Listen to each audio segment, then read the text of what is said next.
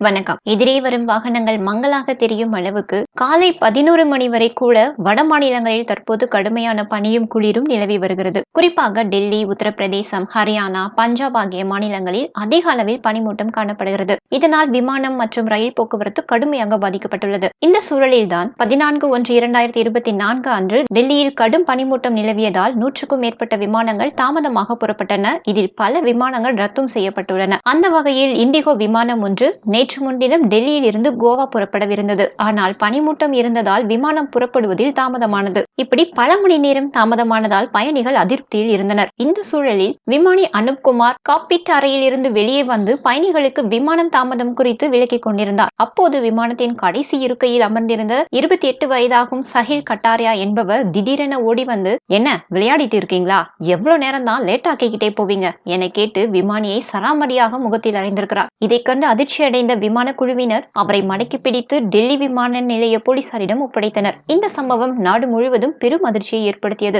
இவர் மீது கடுமையான நடவடிக்கை எடுக்கப்படும் என மத்திய விமான போக்குவரத்து துறை அமைச்சர் ஜோதிராதித்யா சிந்தியாவும் உறுதியளித்திருந்த நிலையில் போலீசாரால் கைது செய்யப்பட்டுள்ள சஹில் கட்டாரியா விசாரணையின் போது வாக்குமூலம் அளித்திருக்கிறார். அதில் தனக்கு திருமணமாகி 5 மாதங்கள் ஆன நிலையிலும் ஹனிமூன் செல்ல அலுவலகத்தில் விடுப்பு தராத நிலையில் தற்போது ஒரு வழியாக 7 நாட்கள் விடுமுறை கிடைத்து அதை கொண்டாடுவதற்காக திட்டமிட்டு தனது மனைவியுடன் விமானத்தில் வந்ததாகவும், ஆனால் அன்றைக்கு பார்த்து பனிமூட்டத்தால் காலை 7:30 மணிக்கு புறப்படவிருந்த விமானம் மாலை 6 மணியாகியும் புறப்படாததால் எங்கே இந்த முறையும் ஹனிமூன் கொண்டாட முடியாமல் போய்விடுமோ என்ற ஆத்திரத்தில்தான் விமானியை தான் தாக்கியதாக சஹில் கட்டாரியா தெரிவித்ததாகவும், இதையடுத்து அவருக்கு ஜாமீன் வழங்கப்பட்டுள்ளதாகவும் செய்திகள் வெளிவந்துள்ளன.